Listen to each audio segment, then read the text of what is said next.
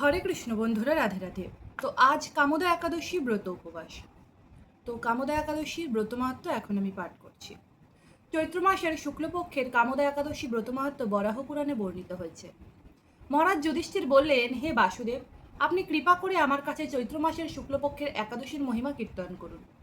শ্রীকৃষ্ণ বললেন, হে মহারাজ, এই একাদশী ব্রত সম্পর্কে এক বিচিত্র কাহিনী বর্ণনা করছি। আপনি এক মনে তা শ্রবণ করুন। পূর্বে মহর্ষি বশিষ্ঠ মহারাজ দিলীপের কৌতূহল নিবারণের জন্য এই ব্রতকথা কীর্তন করেছিলেন। ঋষি বশিষ্ঠ বললেন, হে মহারাজ, চৈত্র মাসের শুক্লপক্ষের একাদশীর নাম কামদা। এই তিথি পাপনাশক ও পুণ্যদায়িনী। পূর্বকালে মনোরম নাগপুরে স্বর্ণ নির্মিত গৃহে বিষধর নাগেরা বাস করত। তাদের রাজা ছিলেন পুণ্ডরিক। গান্ধর্ব, কিন্নর ও অপ্সরাদের দ্বারা তিনি সেবিত হতেন। সেই পুরী মধ্যে অপ্সরা শ্রেষ্ঠ ললিতা ও ললিত নামে গান্ধর্ব স্বামী স্ত্রীরূপে ঐশ্বর্যপূর্ণ এক গৃহে পরম সুখে দিন যাপন করত। একদিন পুণ্ডরিকের রাজসভায় ললিত একা গান করছিল। এমন সময় ললিতার কথা তার মনে পড়ল। ফলে সঙ্গীতের স্বর, লয়, তাল, মানের বিপর্যয় ঘটল। কর্কট নামে এক নাগ ললিতের মনোভাব বুঝতে পারল।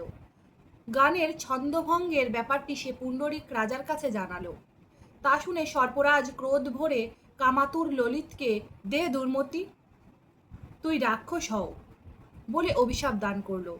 সঙ্গে সঙ্গে সেই ললিত ভয়ঙ্কর রাক্ষস মূর্তি ধারণ করল। তার হাত 10 যোজন বিস্তৃত, মুখ পর্বত গুহাতুল্য, চোখ দুটি প্রজ্বলিত আগুনের মতো, ঊর্ধ্বে 8 যোজন বিস্তীর্ণ প্রকাণ্ড এক শরীর সে লাভ করল।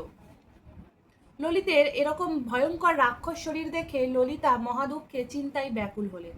স্বেচ্ছাচারী রাক্ষস ললিত দুর্গম বনে ভ্রমণ করতে লাগলো। ললিতা কিন্তু তার সঙ্গ ত্যাগ করল না। ললিত নির্দয়ভাবে মানুষ ভক্ষণ করত। এই পাপের ফলে তার মনে বিন্দুমাত্র শান্তি ছিল না। পতির সেই দুরবস্থা দেখে ব্যথিত চিত্তে রোদন করতে করতে ললিতা গভীর বনে প্রবেশ করল। একদিন ললিতা বিন্ধ্য পর্বতে উপস্থিত হলো। সেখানে ঋষিশৃঙ্গ মুনির আশ্রম দর্শন করে মুনির কাছে হাজির হলো। তার চরণে প্রণাম করে সেখানে দাঁড়িয়ে রইল। মুনিবর জিজ্ঞাসা করলেন, হে সুন্দরী, তুমি কে? কার কন্যা? কি কারণেই বা এই গভীর বনে এসেছো? তা সত্য করে বলো। তদুত্তরে ললিতা বলল, হে প্রভু, আমি বীরধন্যা গান্ধর্বের কন্যা। আমার নাম ললিতা। আমার পতির পিশাচত্ব দূর করতে হয় এমন কোনো উপায় জানবার জন্য আমি এখানে এসেছি। তখন ঋষি বললেন, চৈত্র মাসের শুক্লপক্ষের কামদা নামে যে একাদশী আছে, সেই ব্রত তুমি যথাবিধি পালন করো। এই ব্রতের পুণ্যফল তোমার স্বামীকে অর্পণ করলে তৎক্ষণাৎ তা সমস্ত পাপ বিনষ্ট হবে। বশিষ্ঠ ঋষি বললেন, হে মহারাজ দিলীপ, মুনির কথা শুনে ললিতা আনন্দ সহকারে কামদা একাদশী পালন করলো। তারপর ব্রাহ্মণ ও বাসুদেবের সামনে পতির উদ্ধারের জন্য আমি যে কামদা একাদশী ব্রত করেছি তার সমস্ত ফল আমি পতির উদ্দেশ্যে অর্পণ করলাম। এই পুণ্যের প্রভাবে তার পিশাচত্ব দূর হোক। এই কথা উচ্চারণ মাত্রই ললিত সাপ মুক্ত হয়ে দিব্য দেহ প্রাপ্ত হলো। পুনরায় গান্ধর্ব দেহ লাভ করে ললিতার সাথে সে মিলিত হলো। তারা বিমানে করে গান্ধর্বলোকে গমন করলো। হে মহারাজ দিলীপ, এই ব্রত যত্ন সহকারে সকলেরই পালন করা কর্তব্য। এই ব্রত ব্রহ্মহত্যা, পাপ বিনাশ এবং পিশাচত্ব মোচনকারী। এই ব্রত কথা শ্রদ্ধাপূর্বক পাঠ ও শ্রবণে বাজপেয় যজ্ঞের ফল লাভ হয়ে থাকে।